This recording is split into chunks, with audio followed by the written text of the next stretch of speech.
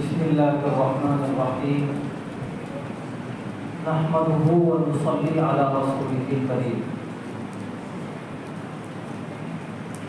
سب سے پہلے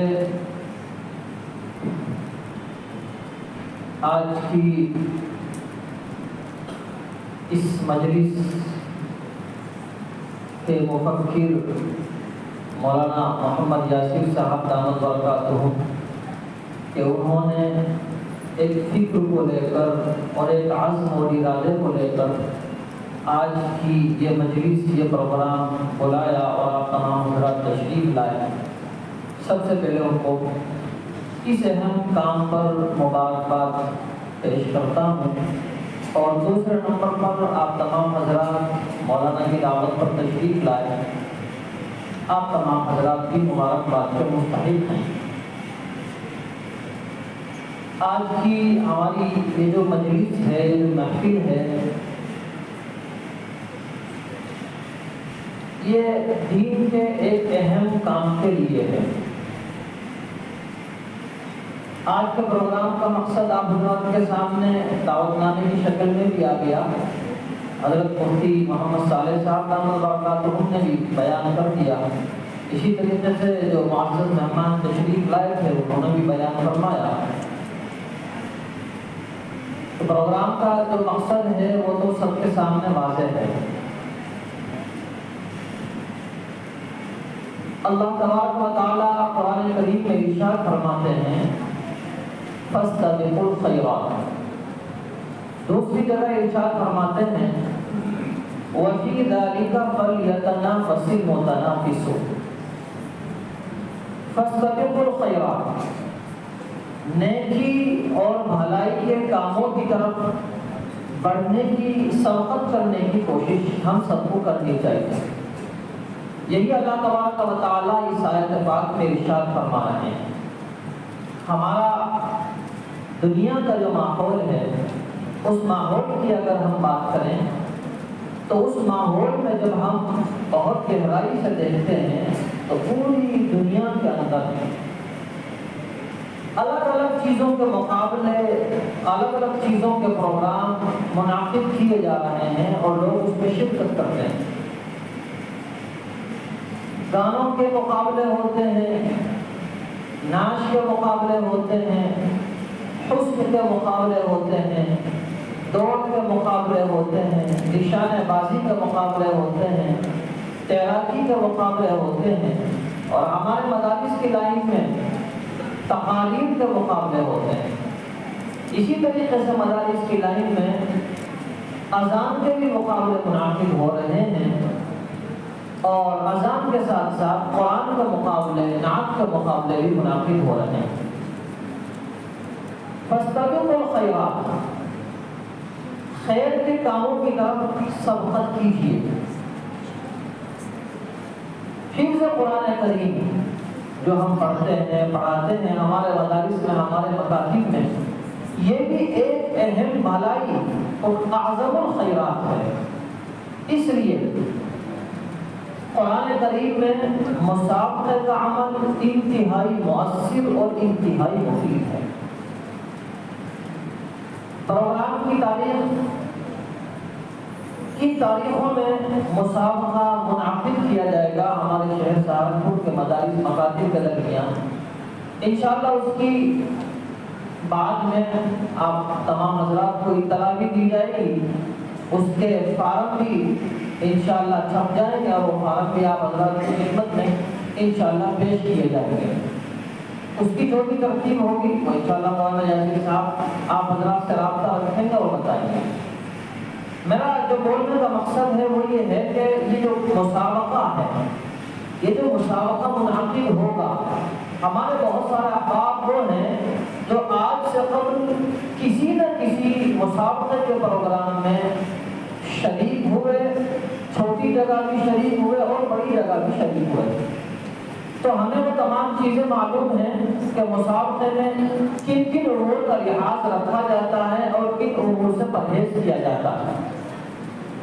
لیکن اکثر احباب وہ ہیں جو مسابقے میں پہلی مرتبہ شرکت کریں گے، مولانا یاسر صاحب کا مشورہ ہوا کہ اصل پروگرام مسابقے کا منعقد کرنے سے پہلے تمام حضرات کو دعوت دے کر بلا لیا جائے اور ان کو مسابقے میں کس انداز سے مسابقے کی تیاری کرنی ہے اور کس انداز سے پروگرام میں بچوں کو شرکت کرانی ہے، اس موضوع پر تھوڑی سی گفتگو ہو جائے۔ اور یہی آج کی میری گفتگو کا جو موضوع ہے وہ یہی ہے کہ مسابقے کی تیاری ہمیں کس انداز سے کرنی چاہیے۔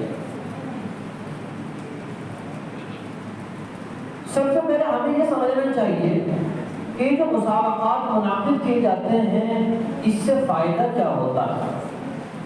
کچھ فائدے وہ ہیں، ابھی ہمارے جو معزز مہمان تھے انہوں نے بیان فرمایا کہ مسابقوں کے کیا فائدے ہوتے ہیں۔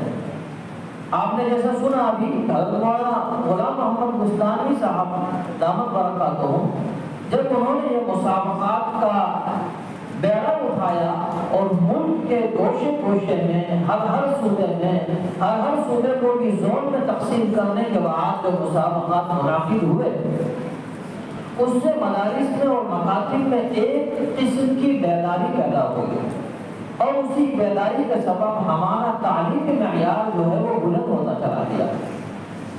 تو اسی سلسلے میں ہمیں بھی سمجھنا چاہیے کہ یہ پروگرام مسابقے کے منعقد کرنے کے فوائد کیا ہیں۔ یہ میں نے ایک مضمون اس سلسلے میں تیار کیا ہے، تو اسی مضمون میں جو باتیں لکھی ہوئی ہیں انشاءاللہ میں وہی بیان کروں گا۔ یہ لکھا اس وجہ سے جاتا ہے تاکہ موضوع سے آدمی بولتے بولتے دوسری جانب نہ چلا جائے۔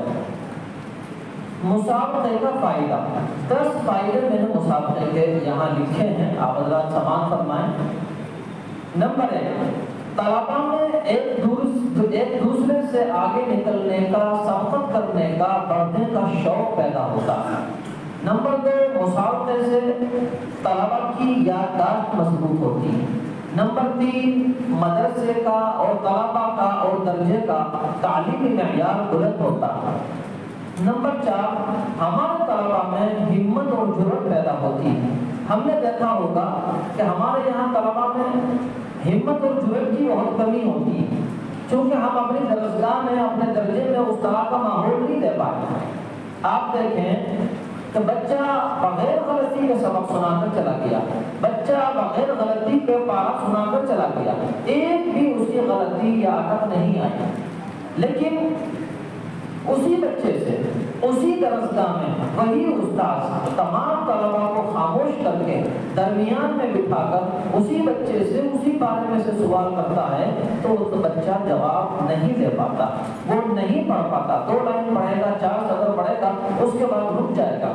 اس کے رکنے کی جو وجہ ہے وہ وجہ یہی ہے کہ اس کو اس خاموشی میں پڑھنے کا عادی نہیں بنایا گیا، اس کو اس خاموش ماحول کا پابند نہیں بنایا گیا، اس کو یہ ماحول نہیں دیا گیا۔ تو بچوں میں ہمت اور جرأت پیدا ہوتی ہے۔ نمبر 5، جو طلباء امتحان اور مجمع کے سامنے پڑھنے سے گھبراتے ہیں یا بھول جاتے ہیں یا غلطیاں کرتے ہیں، ایسی تمام بیماریاں مسابقوں سے دور ہو جاتی ہیں۔ نمبر 6، مسابقے سے اپنی اور اپنے طلباء کی نوعیت بخوبی سامنے آ جاتی ہے، اپنے اور اپنے طلباء کی خوبی اور خامی دونوں کا علم ہو جاتا ہے۔ نمبر 7، مسابقات سے ادا مضبوط ہوتی ہے۔ نمبر 8، لہجے کی رغبت پیدا ہوتی ہے۔ نمبر 9، طلباء میں پڑھنے کا انداز پیدا ہوتا ہے۔ نمبر 10، طلباء میں پڑھنے میں اعتماد پیدا ہو جاتا ہے۔ یہ تو ہو گئے مسابقے کے فوائد۔ اب ہمیں اپنے درسگاہ میں کیا عمل اختیار کرنا ہے؟ اپنے درسگاہ میں مسابقے کی نوعیت کیا ہو؟ عام طور پر ہر درسگاہ میں طلباء کی جو قسمیں ہوتی ہیں وہ 3 قسمیں ہوتی ہیں۔ نمبر 1 اعلیٰ ذہین، نمبر 2 متوسط ذہین، نمبر 3 ادنیٰ ذہین۔ ہم سب اب تمام حضرات اساتذہ کرام ہی ہیں یا ذمہ داران ہیں، مدارس و مکاتب ہیں، آپ اپنی درسگاہ میں ہر استاد اپنی درسگاہ میں 3 گروپ بنائیں۔ اعلیٰ طلباء کا ایک گروپ، متوسط طلباء کا ایک گروپ اور ادنیٰ طلباء کا ایک گروپ۔ عام طور سے ایسا ہوتا ہے کہ جو طلباء درسگاہ میں سب سے اعلیٰ ہوتے ہیں ان کو تو ہم آگے بڑھانے کی کوشش کرتے ہیں. ایک مہمان آیا، اس کے سامنے تلاوت پیش کرنی ہے تو اعلیٰ سے اعلیٰ بچے کی جاتی ہے، اسی کو پیش کیا جاتا ہے. ہم اپنی درسگاہ میں اس انداز سے مقابلہ کریں کہ تمام طلباء کو 3 قسموں میں منقسم کر دیں، اور 3 قسموں میں منقسم کرنے کے بعد ان بچوں کی صلاحیت کے اعتبار سے ان کو پارے دیے جائیں. آپ 5 پارے، یہ جماعت جو ہے دوسرا جو متوسط گروپ ہے یہ 10 پارے، یہ جو اعلیٰ گروپ ہے یہ 20 پارے یا مکمل قرآن کا اپنی درسگاہ میں اپنے درجے میں ان کا مسابقہ منعقد ہوگا.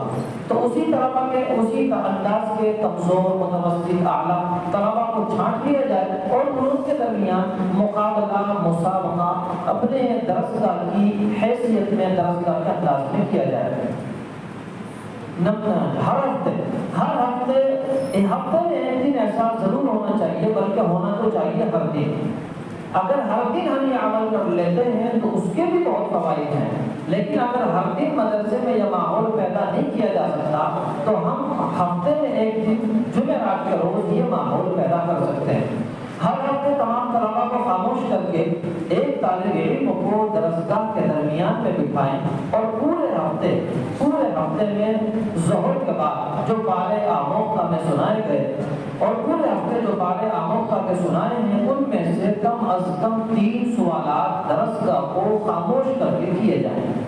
پورا صفحہ یا کم از کم وقت کے اعتبار سے آدھا صفحہ ضرور پڑھوائیں.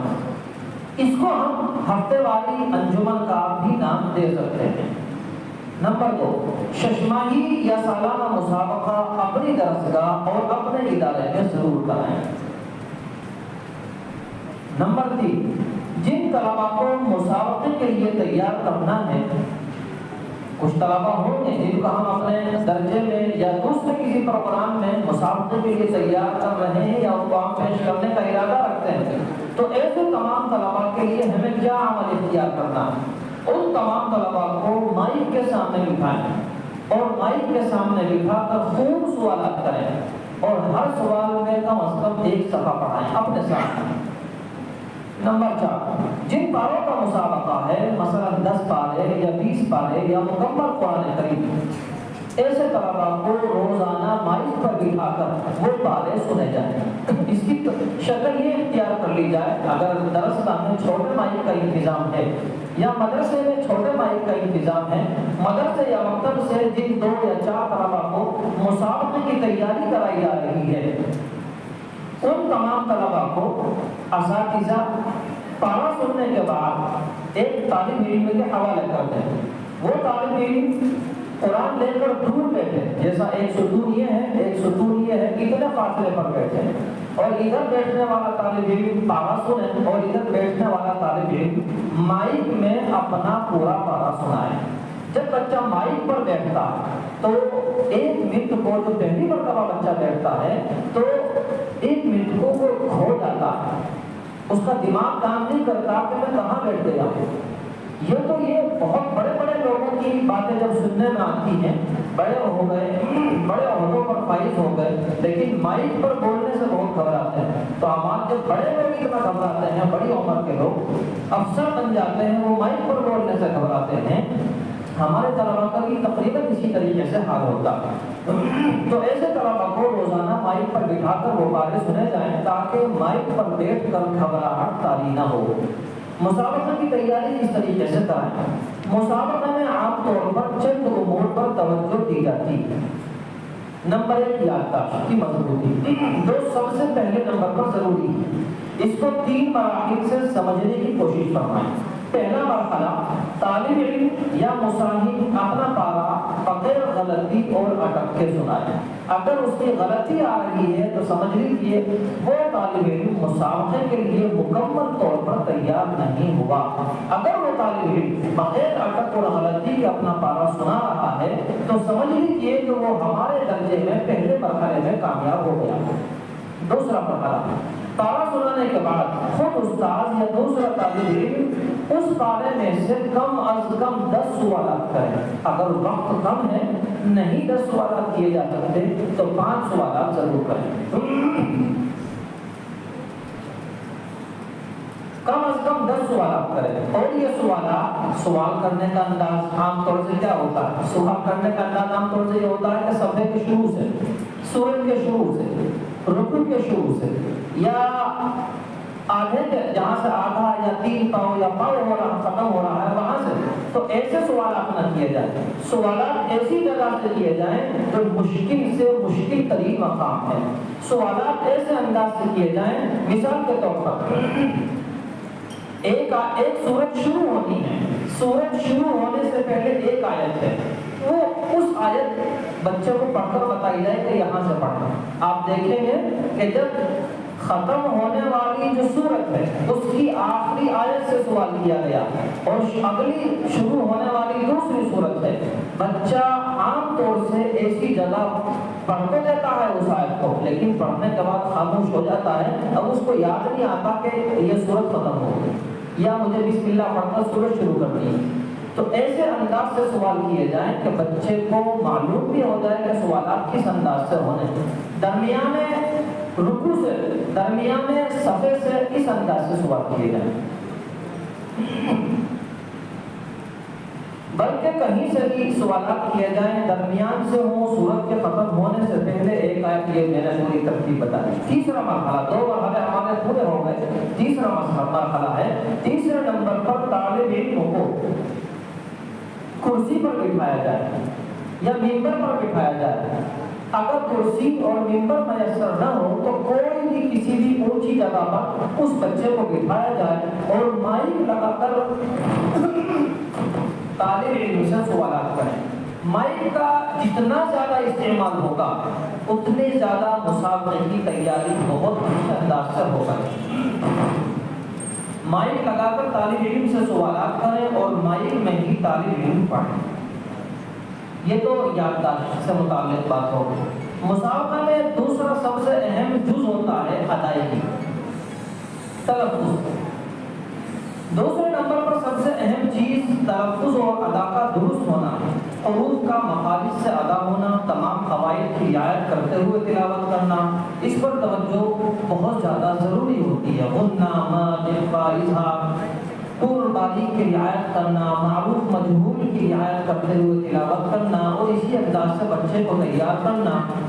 یہ تمام امور ادائیگی سے متعلق ہو گئے. تیسرا جو مسابقے کی تیاری کے لیے جو تیسرا جز ہے وہ ہوتا ہے لہجہ. آپ اپنے مدرسے میں کسی بھی قاری کا لہجہ، اب تو بہت آسانیاں ہیں، موبائل میں ایک سے ایک لہجہ موجود ہے، ایک سے ایک قاری کی، حرم شریف کے قرآ کی ایک سے ایک تلاوت، ایک سے ایک انداز، ایک سے ایک لہجہ موجود ہے. خود ہمارے درمیان بھی بہت سارے قراء کرام ایسے ہیں کہ ان کے بھی لہجے بہت آسان ہیں، بہت اچھے ہیں، بہت عمدہ ہیں. آپ کسی بھی لہجے کو اپنے مدرسے میں لاگو اور چالو کر لیجئے، انشاءاللہ پورا مدرسے کا ماحول بھی تبدیل ہوگا اور پورے مدرسے کا ایک ہی جیسا ماحول ہوگا. ہر درسگاہ میں، ہر درجے میں بچے ایک ہی انداز سے پڑھیں گے اور لہجے کے انداز سے جب پڑھیں گے تو بڑی خوبصورتی معلوم ہوتی ہے، سننے والوں کو بھی پڑھنے والوں کو بھی لطف آتا ہے. اگر تلاوت لہجے کے ساتھ ہو تو پڑھنے اور سننے، پڑھنے والوں کو بھی اور سننے والوں کو بھی دونوں کو مزہ آ جاتا ہے. نبی پاک صلی اللہ علیہ وسلم کی حدیث ہے، حسنوا القرآن بأصواتکم فإن الصوت الحسن يزيد القرآن حسنا. آپ صلی اللہ علیہ وسلم فرماتے ہیں کہ قرآن مجید کو اچھی طرح پڑھو اپنی آوازوں کے ساتھ، اس لیے کہ اچھی آواز قرآن میں خوبی پیدا کرتی ہے اور زیادتی کا سبب بنتی ہے. حضرت ابو ہریرہ رضی اللہ تعالیٰ عنہ کا ارشاد ہے، اللہ تعالیٰ کسی آواز کو اتنی توجہ سے نہیں سنتا جتنا اس نبی کی آواز کو سنتا ہے جو قرآن کریم کو خوش آوازی کے ساتھ پڑھتا ہے. یہ لہجے کی سے متعلق حدیث پاک تھی، آپ حضرات کے سامنے پیش کی گئی، تو لہجے کی جانب بھی ہم سب کو توجہ دینی چاہیے، اور جب ہم لہجے کی جانب توجہ دیں گے تو انشاءاللہ اس سے بھی جرأت اور ہمت پیدا ہوتی ہے۔ ایک جز ہے مسابقے کا ہمت اور جرأت۔ بتایا جا چکا کہ زیادہ سے زیادہ سوالات کیے جائیں، جتنے زیادہ سوالات مائک پر بٹھا کر کیے جائیں گے یا زیادہ سے زیادہ سوالات اونچی جگہ بچوں کو بٹھا کر کیے جائیں گے، آپ اس کے لیے یہ بھی کر سکتے ہیں کہ ایک چھوٹا سا اسٹیج لگائیں اور اسٹیج پر تمام اساتذہ بیٹھیں اور ان اساتذہ کی موجودگی میں اس طالب علم کو کرسی پر یا اونچی جگہ پر بٹھا کر مائک میں سوال کیے جائیں، تو اس سے اس کا حوصلہ، اس کی گھبراہٹ دور ہوتی ہے اور حوصلہ پیدا ہوتا ہے۔ ایک سب سے اہم چیز آتی ہے آواز اور گلے کی حفاظت۔ ان تمام چیز، یادداشت، ادائیگی، لہجہ، ان تمام چیزوں کے ساتھ ساتھ یہ بھی بہت ضروری امر ہے کہ جن طلباء کو مسابقے کے لیے منتخب کر کے تیاری کرائی جا رہی ہے ان کی مستقل نگرانی کی جائے۔ خاص طور پر گلے اور آواز کی مکمل نگرانی کرنی چاہیے، مکمل طور پر پرہیز کی ہدایت کی جائے۔ ٹھنڈی چیزیں، سرخ چیزیں، تلی ہوئی چیزیں، ایسی چیزیں جن سے گیس پیدا ہوتی ہو، وہ ہر گیس پیدا کرنے والی چیز آواز کو خراب کرتی ہے۔ تلی ہوئی چیزیں، ان تمام چیزوں سے بالکل لیا پرہیز کرانے کی کوشش کی جائے۔ اسی طریقے سے بچے کو زیادہ زور سے پڑھنے، زیادہ چلانے، زیادہ چیخ چیخ کر پڑھنے سے بالکل پرہیز کرایا جائے۔ جب مائک سامنے لگا ہوا ہے تو پھر چیخنے چلانے کی ضرورت نہیں ہے، بس آواز میں بھی بچہ پڑھ سکتا ہے۔ جو آواز کو پہنچانے کا کام ہے وہ پورا کام مائک انجام دے گا۔ بچے کی آواز کم ہوگی تو جتنا زیادہ زور سے بچہ چلاتا ہے تو گلے میں اللہ رب العزت نے کچھ تار پیدا کیے ہیں جن کو اوتار صوتیہ کہتے ہیں، جن کو ہم آسان زبان میں کچھ رگیں کہتے ہیں، جن رگوں سے آواز پیدا ہوتی ہے۔ بہت زیادہ زور سے بولنے سے، بہت زیادہ چلانے سے، چیخنے سے وہ جو اوتار صوتیہ ہیں، وہ جو آواز پیدا کرنے والی جو رگیں ہیں، ان رگوں پر ورم آنے کی وجہ سے آواز متاثر ہو جاتی ہے اور گلا بیٹھ جاتا ہے اور بہت زور لگا کر پڑھنا پڑتا ہے۔ آپ نے دیکھا ہوگا حفظ میں عام طور سے جب بچے سبق سناتے ہیں تو ان کی یہ رگیں پھول جاتی ہیں زور لگانے کی وجہ سے۔ اگر یہ رگیں پھولتی ہیں تو اس کا مطلب ہے کہ اس کے گلے کے جو رگیں ہیں، جو اوتار صوتیہ ہیں، ان پر ورم آیا ہوا ہے، تو اس ورم کو بھی دور کرنے کی ہمیں کوشش کرنی چاہیے۔ یہ تمام امور بہت مختصر سے مسابقے سے متعلق، مسابقے کی تیاری سے متعلق آپ حضرات کی خدمت میں پیش کیے گئے ہیں۔ اگر انشاءاللہ اس انداز سے اگر تیاری کرائی گئی اور تیاری کی کوشش کی گئی تو آپ کو امید ہے اللہ تبارک و تعالیٰ کی ذات سے انشاءاللہ اس کے بہت مفید اثرات مرتب ہوں گے، اور اسی طریقے سے ہمارے مدارس کا جو ماحول ہے انشاءاللہ وہ بھی تبدیل ہوگا، ہماری تعلیم میں انشاءاللہ نکھار بھی آئے گا، اور اسی طریقے سے ہمارے مدارس کی جو فضا ہے سادہ سادہ پڑھنے کی وہ بھی انشاءاللہ بدلے گی، اور اسی طریقے سے ہمارے مدارس انشاءاللہ اس عنوان سے ہم اپنے مدارس میں بھی مسابقات منعقد کریں گے تو انشاءاللہ اس سے مزید اضافہ بھی ہوگا اور تعلیم کا معیار بھی بلند ہوگا۔ یہ قاری صاحب نے مجھے پرچی دی ہے، اس میں لکھا ہے کہ جو ہمارے معزز مہمان تشریف لائے ہیں ان میں سے کوئی صاحب اگر مسابقے سے متعلق کچھ، یہ تو باتیں بیان کر دی گئی ہیں، ان کے علاوہ بھی ضروری نہیں ہے کہ میں نے ساری بیان کر دی ہوں، کوئی بات ہو سکتا ہے مجھ سے رہ بھی گئی ہو۔ اگر کوئی چیز کسی کے ذہن میں مسابقے کی تیاری سے متعلق ہو تو آپ حضرات سوال کر سکتے ہیں۔ ابھی جس کو بھی کوئی چیز سمجھ میں نہ آئی ہو تو آپ سوال کر سکتے ہیں، انشاءاللہ وہ بتانے کی کوشش کی جائے گی۔ جی السلام علیکم۔ میں یہی شیخ سہارنپور سے ہوں، داریہ کا مدرسہ ہے۔ یہ سوالات اور طالب علم کے مطابق بہت ساری باتیں آپ حضرات نے پیش کی ہیں۔ اصل مسئلہ ہے اساتذہ کرام میں۔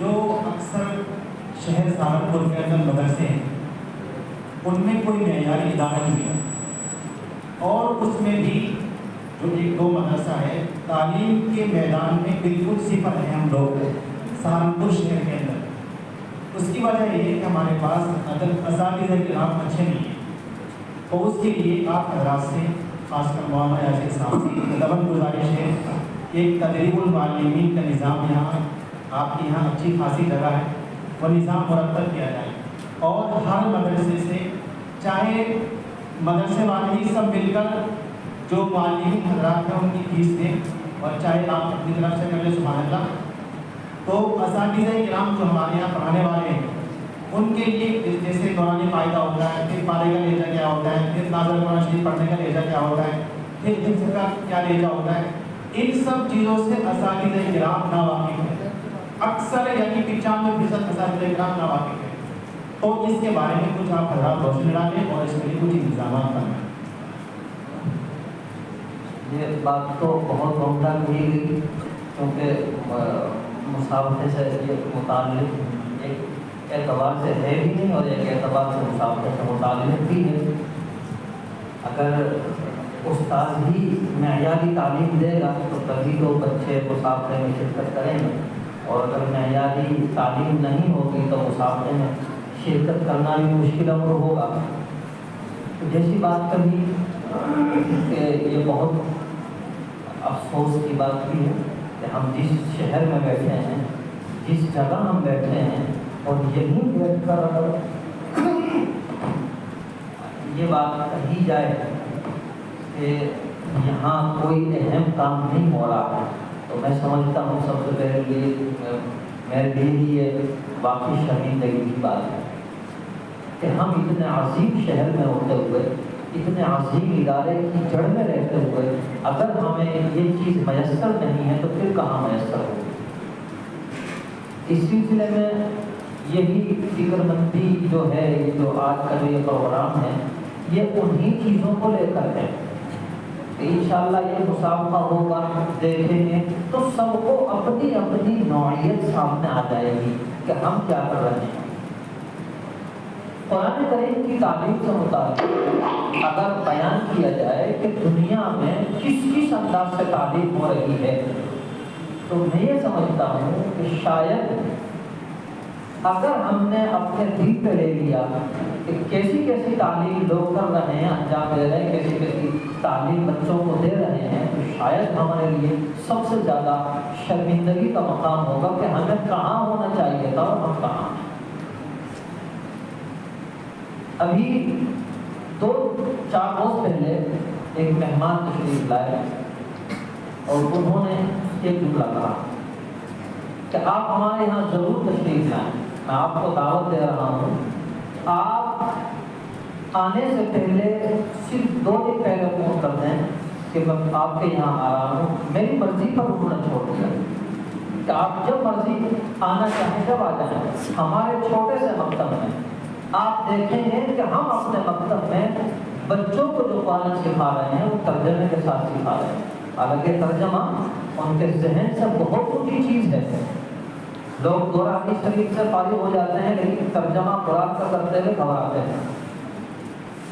یہ سوچنے کا مقام ہے کہ وہ حفظ کے ساتھ ساتھ کس انداز سے اس چیز کو لے کر چل رہے ہیں کہ وہ ترجمے کے ساتھ قرآن کریم کی تعلیم دے رہے ہیں۔ ایک جگہ اور جانا ہوا، طلبا کا سنا، ان طلبا کا سن کر سب سے پہلے تو افسوس مجھے ہی ہوا اس انداز سے کہ وہ حفظ کے طلبا ہیں، ترجمے کے ساتھ قرآن پڑھ رہے ہیں، اور ترجمے کے ساتھ ساتھ وہ قرآن کریم میں جو افعال آئے ہیں، یہ کون سا صیغہ ہے، اس کی پوری گردان کیا ہے، وہ گردان کر کے بچہ بتا رہا ہے حفظ میں۔